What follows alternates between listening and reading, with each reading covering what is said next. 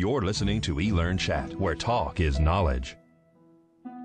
Hello and welcome to eLearnChat, our new podcast featuring prominent leaders, shakers and movers in the e-learning and training industry. Your co-hosts are Rick Zanotti and Terrence Wing.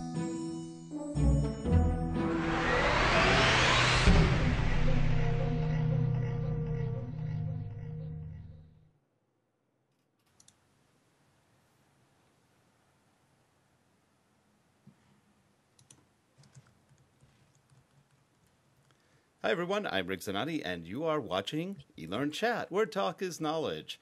And today we are joined, as always, by our co-host, Terrence Wing. Terrence, hi, how are you today? Hi, Rick. I'm doing awesome. I guess I'll take that as my cue to get some of the administrative stuff out the way, since you always give me that opportunity to do so. For those of you that are watching this live, please feel free to chat it up with us and ask our guest, Brent Schlenker, all kinds of questions about mobile learning through the chat room on Justin TV. And if you can't get over to Justin TV because of those nasty firewalls, then you can try to breach those firewalls on Twitter, and you can chat through Twitter with the hashtag eLearnChat. You can also watch simulcast of the show live on the Facebook, the ISD 2.0 Facebook fan page, and also on the Liquid Learn site at www.liquidlearn.com. So plenty of places, plenty of options.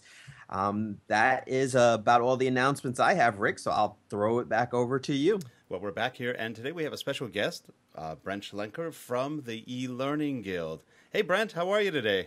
Hey, I'm good. How are you guys? We are good, and we're all on screen right now. And Yay. Brent, tell us a little bit about the eLearning Guild, what you guys do, and why people should become members. Oh, well, yeah, you should have prepared me so I'd have my shtick about the guild all pulled together. But it's just a chat. Anyways, yeah, so the eLearning Guild is a professional association for anybody and everybody that has anything to do with creating e-learning materials. Will find a home and a place within the guild, and we offer. I can pull up the website and make sure I have all the details there, but like any traditional association or group for professionals, we've got an online magazine, weekly newsletter, three conferences that we do. We do Learning Solutions, which is coming up in March, and the eLearnCon, which is the Mobile Learning Conference, coming up in June, and then, of course, DevLearn, which is in November this year. And I've got your blog up right now, which is elearndev.blogspot.com. A lot of good information there, and I see the Learning Solutions logo right there. That's going to be a good show. It should be a lot of fun. Both Terrence and I are going to be there, so we'll definitely be visiting beautiful Orlando, and hopefully this time we get to meet you in person. I missed you. I missed it's always good to see you guys. I missed you by a day at eLearn last year. Yeah. Yeah, it'll all come together. It's a great event, yeah. So I'm definitely looking forward to it. And just to let you know, Clark Quinn is calling you Shaggy. He's not in the chat room, but he is on eLearnChat, so he's watching us there. Oh, so, he's not in the regular chat window. As well as Aaron Silvers, looks like he just popped in there as well. So we've got some of your regular fans popping up now. Yeah, this is my winter coat. Yeah, it gets really cold in Arizona, right? Yeah, it's just horrible. I tell you, it's horrible. I thought you were just feeling jealous that Aaron was getting all the attention for his beard, and you just wanted to join the club. But actually, since I've known you, you've always had a beard. Oh yeah, no, I think that. Well, I don't know. I guess I shouldn't speak for them, but I think they might be referring to the mop on my head. Oh, okay. Yeah, I'm normally pretty closely high and tight, I think is what they call it, right? So I haven't grown it out in a while. I think it looks good. Looks good. So Thanks. What's happening with mobile? Where are we going with that? I know that's kind of an open-ended question. It can be taken anywhere, but let's see where you take it. And you're talking about mobile learning, right? Yes. Not tutus. Yeah. Absolutely. I think in general, there's this big conversation, I guess, that seems to keep popping up regarding, is it learning, is it e-learning, or is it performance support? I think it's just a conversation that we need to continue to have. I guess, those of us that are knee deep in the e-learning world have probably been having the conversation for a long time, and it might be getting a little bit boring. But I don't know. I see it coming up a lot. So these days, I wouldn't necessarily call it a struggle, but in trying to come up with solutions and reasons to sell a mobile solution to upper management or to clients, or even just within our industry to designers to say, hey, start designing for mobile learning. There's always the idea of, well, how can it best be used? And is it really performance support? Is it really learning? Is it e-learning? Is it a little bit of both? And so, I see a lot of those conversations, and quite honestly, I have a hard time leaning more one way or the other, just because, like everything else that we do, it always seems to depend really on what business problem you're trying to solve within your organization, and and then you take it from there. Go ahead, Terrence. Go ahead, Rick. I was just going to chime in on that too, saying that does it really need to be either or? Can it be more? Whatever you need at the time. Does the label really matter? Yeah, I don't. That I subscribe to the same theory, I guess, but it always seems like, for the sake of conversation and level setting with people that are just learning about it or just figuring it out for the first time, there always seems to be this need to put a tag or a label on all of the different things that we do. I'm with you. I think it's another tool in the toolbox of designing effective learning solutions in general and learning strategies. And if it's got a classroom component and an e-learning component and a mobile component, to me that makes a heck of a lot more sense. To integrate it. But of course, it depends on your audience, right? If your audience, if they aren't savvy mobile phone users, then maybe it's not such a good choice, at least not for now. And maybe you integrate it later. And again, maybe it's not just the phones, but I think what's really going to make a difference are the tablets. Right. Whether they're 7-inch or 10-inch or even full page size. I think that's where we're going to see the big increase in mobile learning for like you said, the companies that could really use it, the mobile workforces, salespeople. They're probably the biggest ones who are in the field. Flight attendants. What else? Utilities personnel. Anybody, postmen. And imagine you had an application which would tell you you're about to go postal, and the postman goes back and relaxes rather than whatever. I mean, it would be interesting use of technology. Yeah. I'm with you there. I think the devices matter from a design perspective, right? When you're talking about content and when you're delivering that content, but in general, I think when you're talking about those folks using those mobile devices, I think you'd probably, in those situations, I'd lean more towards definitely calling it performance support. Being able to take all of the information and content sort of with you in whatever form factor you have on the job, and either have immediate access to information or very quick, immediate access to communicate with the people that do have the right information and the answer that you need.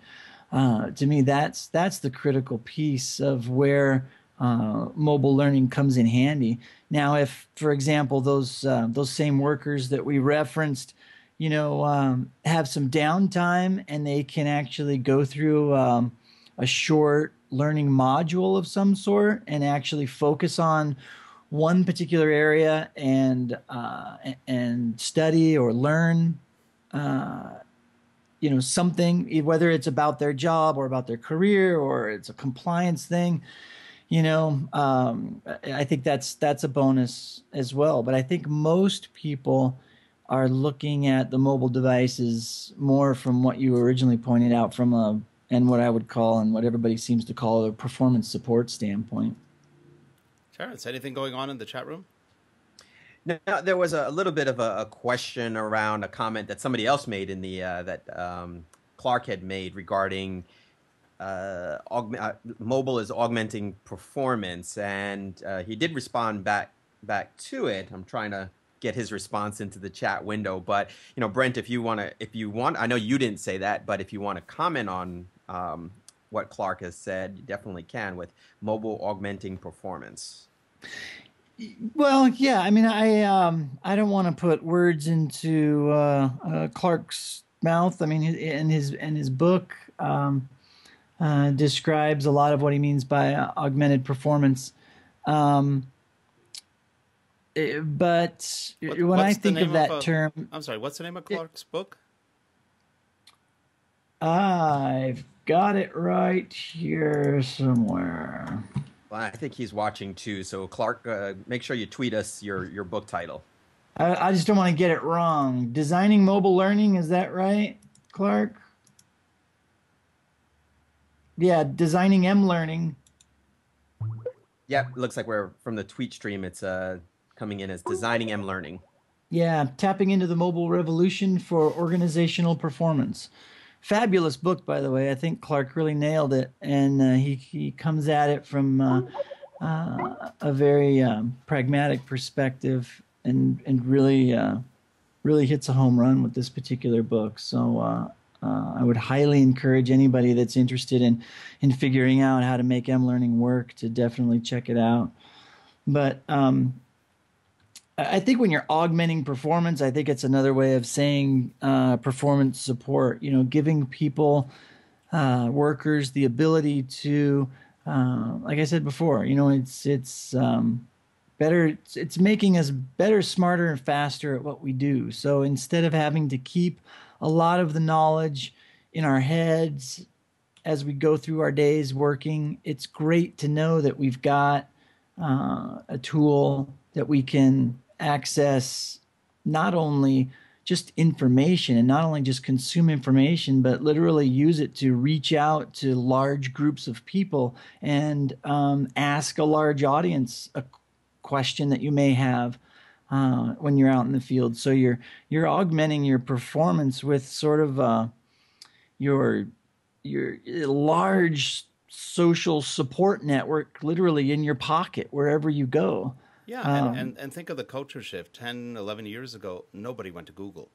Nobody really knew what Google was, or right. They didn't think of going to a search engine or Wikipedia or anything else first to find information. Now, on a norm, how many times you're watching TV or something and all of a sudden you said, let me check out on something. Boom, you look at your phone, you look at your iPad, you go on the computer to find information on what you're looking at. So imagine taking that next leap over to now you want to learn something. Let's say you want to go to lynda.com. You want to go somewhere. You want to learn something new. You want to go to an eLearning Guild article. You want something at the moment. What's there? It's real easy to get to, whether you're doing it through Google or you're going directly to the websites. And I don't think we're quite there yet on the learning side where people are thinking, I want to learn something, but I can go on my device to learn it. But give it another year or two. Maybe that shift will occur, if even that long. What do you think that M-Learning is simply putting a label on something that's been around since we've had Wi-Fi? Yeah. I mean, I would say it probably even goes back further than that, since not just Wi-Fi, but I think with cell phones. I mean, I think a commonly overlooked technology is just text messaging. It's when we talk about mobile learning. I mean, there's some pretty cool work being done with SMS for delivering, not only just delivering small chunks of content, but actually being able to do assessment, giving quizzes, giving tests over the air, over the cell phone devices. So you don't have to have a smartphone or a tablet or an iPad to deliver instruction or to assess whether somebody knows something. There's the other technologies work just as well, even voice. Is there an inherent danger that we're not looking at here in that perhaps there are some things that are best left not on a mobile device? And what they are, I really couldn't tell you. I'm playing a little bit more of a devil's advocate here, because I'm definitely a fan of mobile learning. But with I guess with poor design in any electronic form, there's definitely a hazard. So what are some of the dangers that we're creeping into when we start looking at delivering training content or performance support over a 3-inch screen? Well, I think the main one that pops into mind is just security that everybody gets concerned about, whether you've got corporate secrets, if you're training your audience on, I don't know, maybe it's a strategy, maybe it's the corporate strategy. You're trying to roll out some training. You don't want competitors getting a hold of that information, or maybe you're rolling out some data to educate some folks on some of the latest stats and numbers on the business. You don't want that getting out into the wild. So, there is a valid concern, I think, from a security standpoint. But yeah, for example, banks are not going to be anytime soon probably embracing mobile learning. Very doubtful, unless maybe they have a mobile learning or mobile loan officer who happens to go place to place. That's about probably the only case you'd see it in a financial institution. All the data is protected. Even, we have a lot of financial clients, nothing is shown. And we can show samples of what we've done because it's all proprietary and it's all secure, private. So accounts have to be cleared out. I mean, even in the old days, we used to be able to do training in banking institutions showing account numbers, even if they were fake account numbers. Not anymore. You've got to clean them up. You've got to erase them. No numbers are shown. So things are, in some industries, that's a no-no. Yeah, and I mean, like I said, I think it's legitimate, but I also think that I don't know. I tread lightly when I say this, but I don't think it's our responsibility, to be honest with you, as e-learning designers and professionals. We fight the good fight, but at the end of the day, the training has to get done, and there's sort of the long-term wars that you fight, and then hoping someday you can break down those barriers, or IT will break down those barriers with a new technology or something that the enterprise is more comfortable with. But at the end of the day, I think our primary concern needs to be around the design and the development. If at the end of the day, the IT department or legal comes at you and says, no way in heck we're pushing this stuff out to cell phones or smartphones or iPads, too much of a legal hassle, then for the short term you just kind of have to accept that, find the platform that's acceptable and go for it, and then do what you can. But it's a tough battle to fight. It is. And also with a small screen, like Terrence said, you've got a very limited amount of real estate to put stuff on. Right. I mean, you could have 3 slides. One says welcome, one says to this, and the last one could be the training. And then you have big fonts, and everybody could read it really well. But ideally, a lot of the mobile learning lends itself to video. If you have video scenarios, video training, that almost makes more sense on a phone. On an iPad or any kind of device, all of a sudden you got a big screen, you can do almost anything with it. But phones are tricky because they are small. If you're outside, most phones are fairly unreadable. So it's always that little issue of balancing. What do you do with that kind of stuff? One perfect thing. I was on an airplane one time. I think it was American, and the flight attendants all had back then pocket PCs, and they were actually taking orders for all sorts of different things on those pocket PCs, and they also had some training on them so that they could actually get information on how to take the orders. It was sort of interesting. It was this is probably about a decade ago. I haven't seen it since, at least on American, but it was a very clever way of using technology back then, considering the limitations.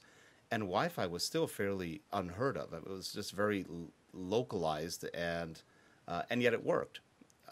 I'm sure there's more examples of that. Can you think of any examples, Brent, of people who have implemented mobile learning and successfully? Oh boy. And that concludes the mobile learning center. I was hoping you wouldn't ask me that. Quick, Clark, pull something out of your book for me real quick. Well, here we'll shift gears on you because there's a little bit of a conversation that happened. I don't think it lasted very long, but between David and Clark about gender, race, age, and whether millennials or baby boomers or Gen Y or any of that stuff, whether it really matters with mobile learning. Is one more susceptible than the other, or is that something we shouldn't even be considering? Are we throwing out the learner analysis out the window when it comes to M-learning? Yeah, I don't know. I mean, I guess that it does take us back to the whole idea of, is it performance support or is it learning? And if you're just putting up a bunch of content that people can get quick access to via a mobile device while they're on their job, then yeah, maybe we do get rid of the analysis part of it, and we're just giving them access to a very large, broad library of content that they can draw from, and because maybe we don't know what they're going to need. But I think at some point, in order to make the user experience for those learners be more useful to them, the assessment, I think, then becomes critical, even if you're not really talking about learning and instructional assessment, just understanding the device, how they're going to use it, and what type of content they're going to be needing on their job, which in essence is the same as doing an assessment for standard e-learning, Well, it's interesting. Terrence brought up a point. You've got millennials, you've got Xers, Yers, Zers, whatever else you want. We've got a mix of just about everybody. Now, as a quote-unquote boomer, I can't see the small print on my phones. You need either the glasses or something to magnify them. As a millennial, they're reading the fine print 14 feet away on the phone on the wall. So it's, we have to definitely think about those things, who your target audience is. Can they see the stuff? Can they not see the stuff? Contrast seems to have been something that disappeared in the latest design methodologies. Everybody uses light gray on white or light gray on lighter gray, and it's just right. hard to read anyway. But I think our event is going to be when all the millennials turn about 40. They'll be blind, but yeah. And then they'll understand what we go through. But no, seriously, there are a lot of differences between, what do we have, 4 generations, Terrence, right now, that are all working together, or is it even more? Technically 5. 5. And they all have different needs. How often have you gone into a situation where one generation likes to listen, another one likes to read, another one likes to sleep? And, it just depends on what you're doing. But you've got different requirements for everybody. How do you reach everybody? It's pretty hard. Right now to find that common ground. And even worse, which I think is in a way is good, if you look at what people are used to now, which is the gaming technology. And you look at a boring e-learning course, and then you look at games, and you think, which one is going to teach or do get more of an impact? It's a tough one. So mobile has to not only find its niche as far as what it does, but it also has to find its niche as far as who it goes for, or who best fits it. Yeah, I think from a I don't know, the whole millennial or generational thing. I don't know. I don't even know if I want to take the conversation there, but maybe that's what he was referring to with regards to the assessment piece of it. Because, I mean, you have to know who your audience is when you're going to be releasing any sort of training or learning, or even if you're just rolling out any sort of software. So one of the things that I look at when I'm trying to figure out, where I think e-learning design and software might be going, I think it's important to look at just the software industry, the internet, web development industry in general. And they've solved all of those problems. And so oftentimes when we have these technical conversations within the e-learning community, it's a little bit frustrating knowing that, it's not a problem for anybody else, but yet we all, struggle with figuring out, geez, how are we going to deliver this content to everybody? There's plenty of applications out there, publishers that have figured out, the best way to use web development technologies to make a custom experience for whatever device accesses the content. And so why can't we do the same? How's the chat room going, Terrence? Great. No questions. And actually, the hashtag on Twitter is moving pretty fast too. So it's becoming quite the full-time job today. And Brent, I think you broke a eLearnChat record for us today as far as our live viewers. We've got 28 live viewers. We usually hover around the 12 to 18 range. So that's kind of hard to tell, because then the minute we get off, there's 60 to 90. So and that's not in the viewers. The viewers are the live ones, not okay. the views. Okay, the viewers is a pure stat. Okay. Yeah. So congratulations, Brent. You just made world history. Excellent, thank you. Is there a virtual round of applause going on?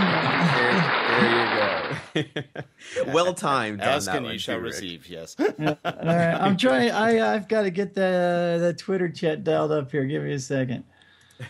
Quick, somebody do a song and dance. We've got a lot of the usuals in the actually the eLearnChat almost looks like a LearnChat session with we've got Jane in there, Clark, Aaron's in there, Kevin Thorne's in there. So a lot of the LearnChat regulars are following you into eLearnChat today. There he is. Yeah. So yeah. I think Kevin Thorne's going through some mobile stuff. It'd be interesting to hear his story one of these days. He seems to be right in the thick of it with trying to get some mobile. Well, actually, that brings up an interesting point too. I know stuff. I believe Kevin was in the Army. Terrence was in the Army. The military is doing a lot of stuff with mobile. They're probably one of the biggest proponents of mobile right now. Do you have any information on what the military is doing in terms? I know they're deploying training to troops out in the field via mobile devices, and I'd say that might be our biggest test bed right now of mobile learning. Do you guys have any information on that? Terrence, Brent? Yeah. About what? I've seen a lot of really cool stuff that the military is doing. Vehicle maintenance on an iPhone,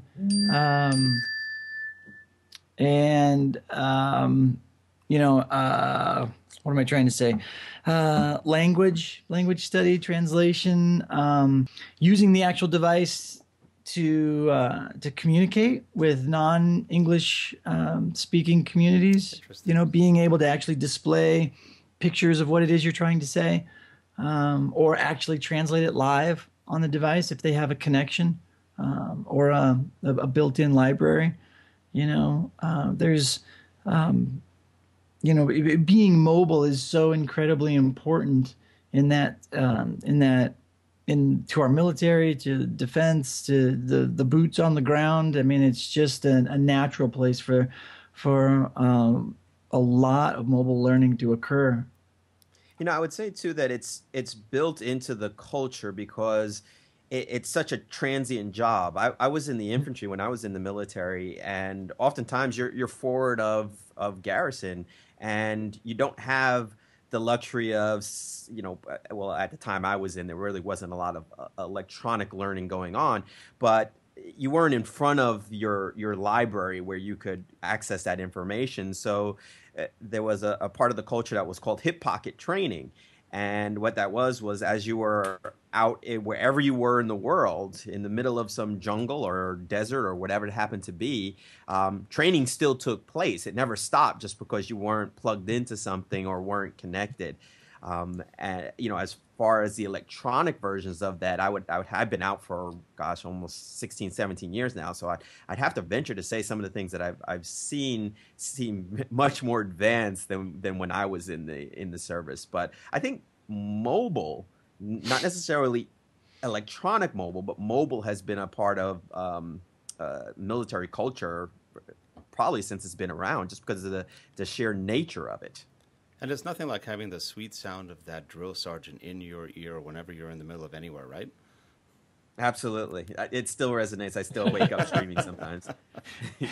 Oh, wait, that's just my wife. You captured that in an e-learning module for yourself, right? And you play it back every now and then just to remember the good old days. But that it seems like maybe that is the question more, is it a cultural issue more so than a generational or any other demographic issue?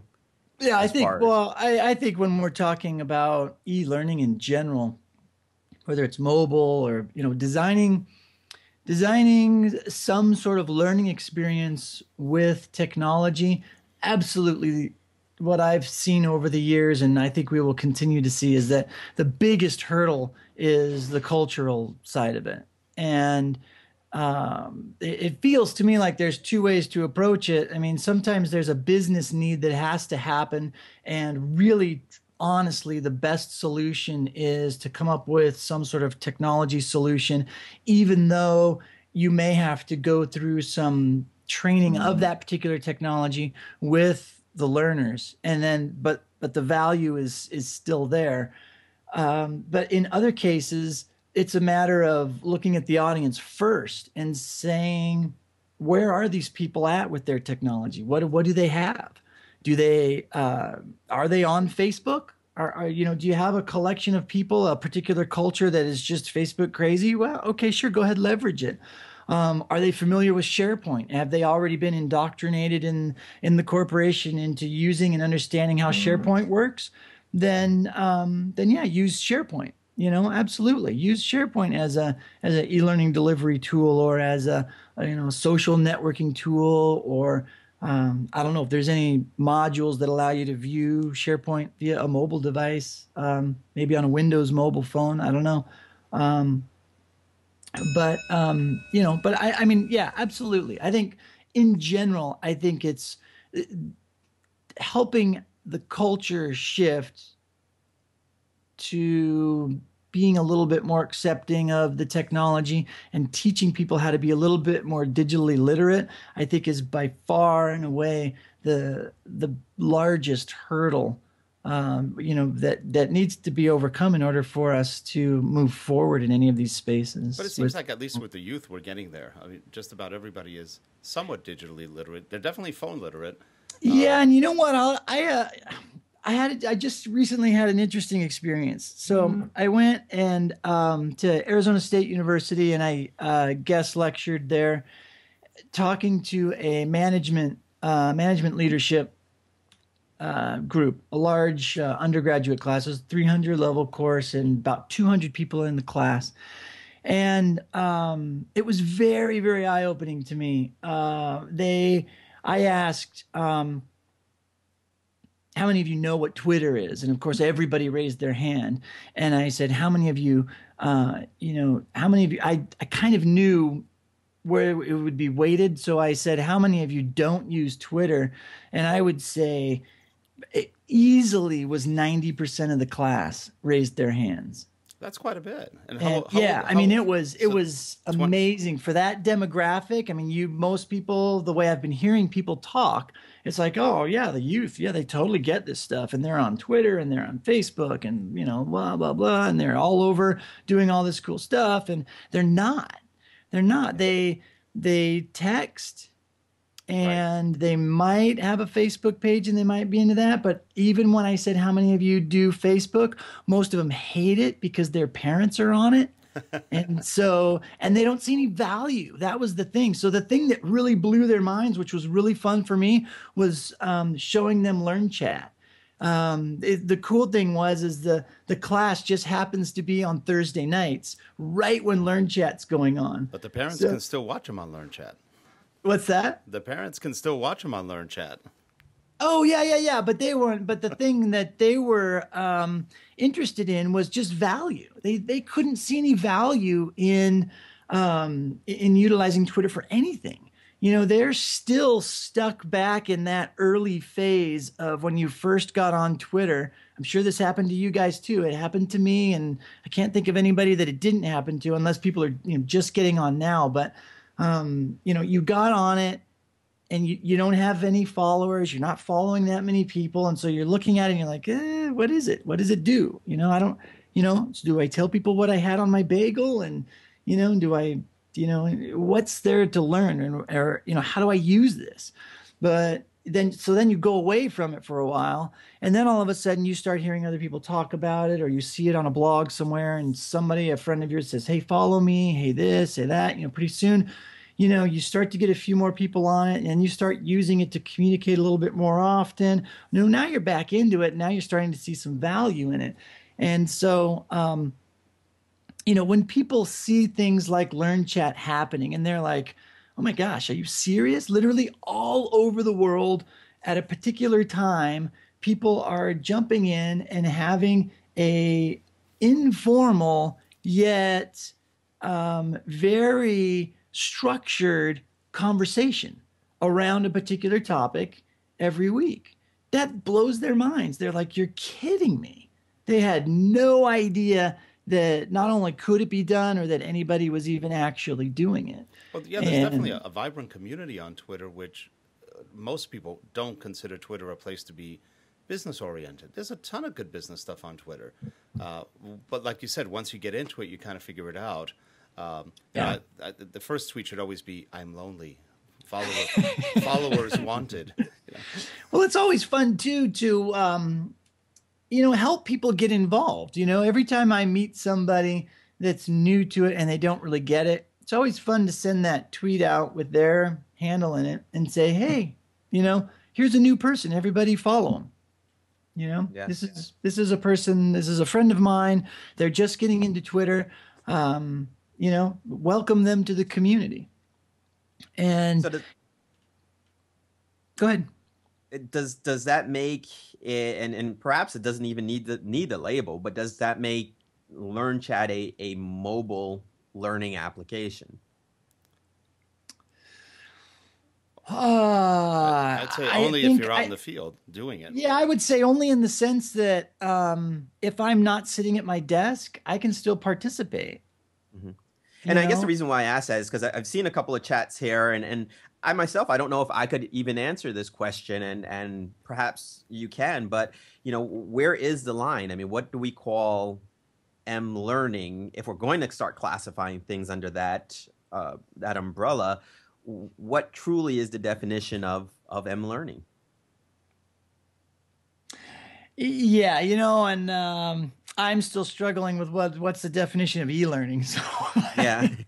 Well, I have an example for you guys. We first learn M-learning when we're children, and you do something bad, and your mother chases you around the house. Mobile. She's very mobile as you're learning a lesson about what you shouldn't have done. Yeah. That's our initial. Yeah. And then they have a well, device. She throws the shoe. That's a device that's actually used for M-learning. So, yeah, I started toying with the idea of my own personal use case for mobile and talking about micro mobile versus macro mobile. So our desktops and, well, in my case, even my laptop, because I hate unplugging all the cables and taking it with me. But when I micro mobile, as in, in an office, moving around the office, uh, in my home, moving from one side to the other, or needing to be in a different spot, I pick up my iPad or pick up a smaller device, and I'll just move to a different location. Maybe I just want to get more comfortable, sit on the patio, whatnot. It's kind of micro mobile in my office, near my desktop, near all of my stuff that would normally be considered, less mobile. And, that would be sort of that area. And so I like being micro mobile. I like being able to still move with these devices around where I'm at. But then what I've come to find is that while I can, when I jump in my car, for example, want to go work at the coffee shop for a little while, or meeting some folks for lunch on the other side of town, and know that I won't be able to get back to my desk in time for meetings, so I'll find a place where I can, work on the other side of town. So to me, that's thinking the macro mobile, so way outside of where I'm at, or maybe it's traveling is more of a macro mobile situation. And so what do I bring and what devices do I take? Well, my iPhone is number one. I check to make sure that's in my pocket somewhere. And if I can leave the house with just that, I'm fine. I can get by. Sometimes I'll take the iPad with, other times I won't. Sometimes I'll take the laptop with me, knowing that I'm going to be someplace where I can sit and be comfortable with the laptop. So other times I take all three. I throw everything in my bag, and I'm not exactly sure which is going to be the most appropriate. So I just throw everything in my bag, and I grab my bag, and I run out the door. So it's nice to have that flexibility, but to be thinking more of near vicinity mobile and versus that's sort of a larger, bigger picture. I don't know. I don't know if those terms are right, macro, mobile, but it seemed to fit, and I was kind of toying with it for a while, but it didn't really stick with others. So it'll be one of those blog posts that just kind of floats to the bottom and is never heard from again. Well, do you think with the two main players being Apple and now the Android app market, is there room for more developers, not developers, but more platforms to come into M-learning? Or do you think that we're going to be living, in this two-state M-learning world of Android and iPhone apps? Well, from what I've seen, there's a whole bunch of stuff out there that I can't even I can't rattle them off the top of my head, but there are more platforms out there than I even knew existed. Well, yeah, it's funny because obviously Windows will always be a player, right? Well, they're still the biggest player, way by far. If you look at how many laptops are out there, 99 probably % of them are still, or 90% of them are still Windows. Yeah. Lenovo came out with a brand new laptop tablet. It's a combo. When it's docked, it's a laptop running Windows. When you pull it out of its dock, it turns into an Android tablet. And yet both operating systems are running on the same machine, and you can talk to each other between them. That's pretty clever, and that's out right now. I saw that on a CES special one day. I thought that was pretty cool. And it's not just Windows or iPhone or let's say iOS or Android. It's, again, where the developers see the money. And there's still a lot of developers on Windows. Android's growing pretty largely. And Apple, there's a lot of developers, but they're all frustrated because Apple doesn't make it easy. So it's sort of an interesting... Yeah, and there will always be those rogue operating systems out there that will pop up as well, that a certain niche market will enjoy playing with, and that's great. I mean, I think there's plenty of room for everybody. But just like we were saying earlier, I think it's that assessment. You have to look at your environment, and I think we can help. We can hopefully be at the table when corporations, governments, whatever, are making the decisions around it. But I still look towards open standards to sort of be the savior in that space. What can we, how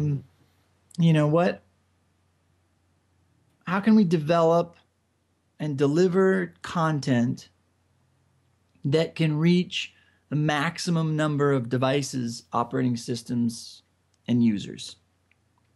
And then, try our best to figure out how to do that. And to a point, that was HTML or Flash. Apple not playing well in that arena, but that was definitely two ways. Through HTML and JavaScript, you could do training, and through Flash, you could do quite a bit of training. Unfortunately, one of the major players isn't playing well in the sandbox right now, but hopefully that'll change when they realize they're losing a lot of sales to Android. But that's a different issue. We've got about. I mean, we've seen that battle going on for a long time now, right? And it's just it's part of business. It's part of watching all of this stuff grow. I mean, you have to consider too. I mean, besides the culture, I think we as human beings, in general, the culture and the mainstream communities that we develop our content for, they're desperately trying to chase the technology. The technology is racing so far ahead of where everybody is comfortable that it's great that we can have these conversations about the different technologies and should we choose one over another, and this, that, and the other.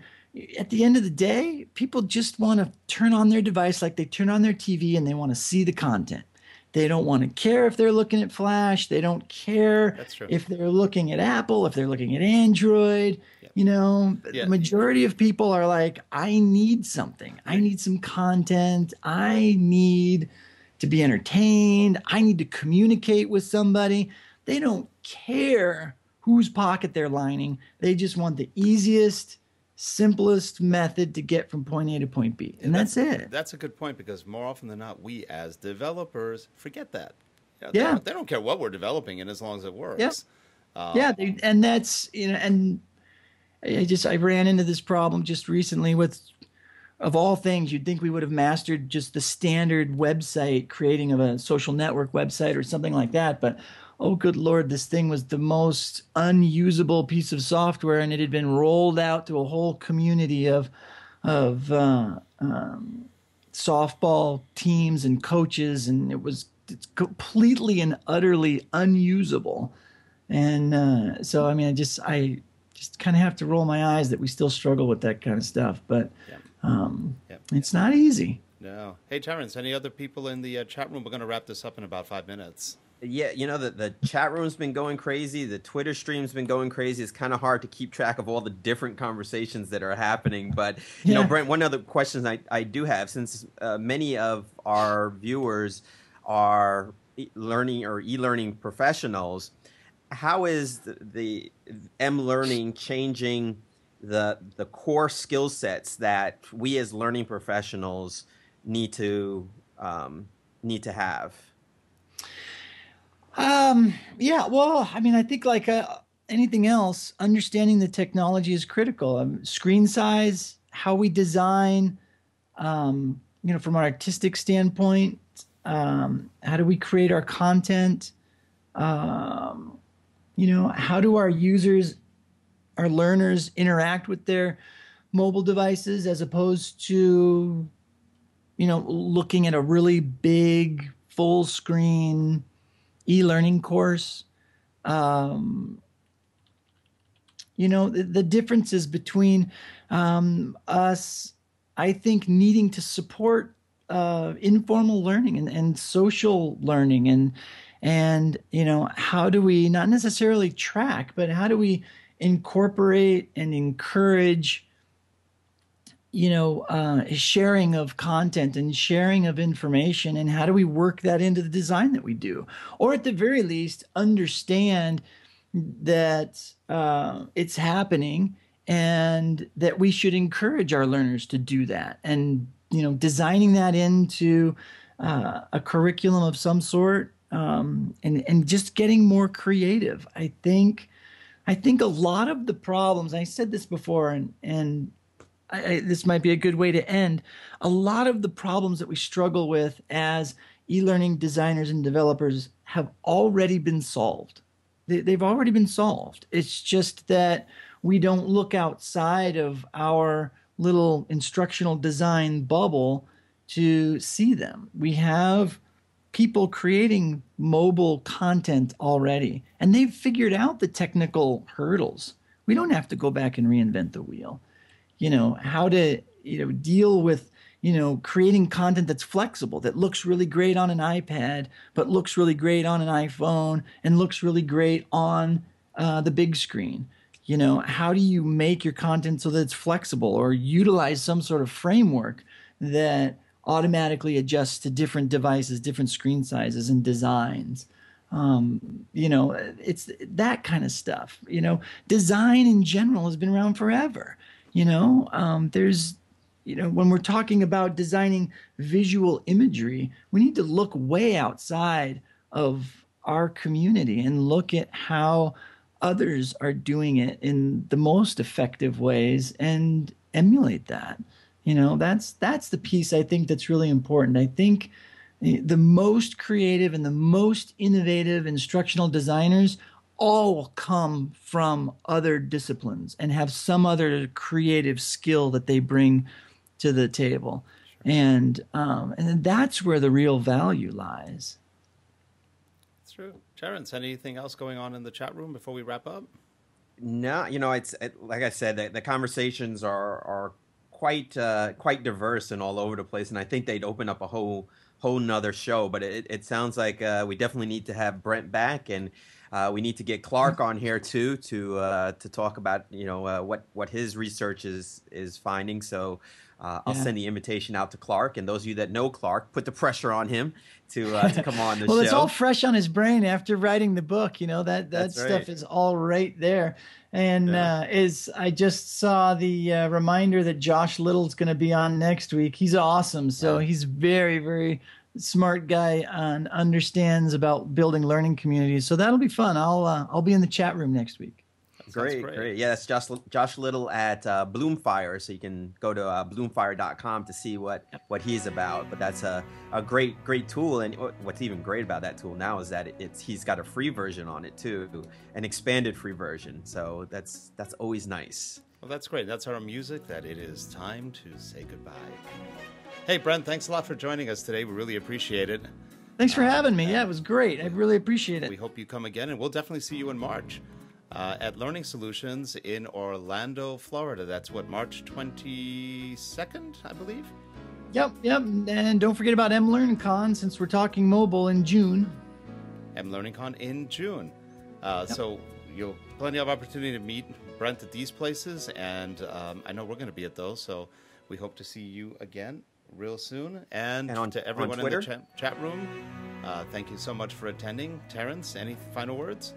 No, I would just say Brent's B. Schlenker on Twitter. So, definitely follow him. Always useful tweets coming from Brent about learning, learning, e-learning, any kind of learning in general. So definitely a person on Twitter you should follow. Yeah, thanks a lot, Brent. And before we forget, let me thank our sponsors. The show is sponsored by Relate Corporation at www.relate.com and by Liquid Learn at www.liquidlearn.com.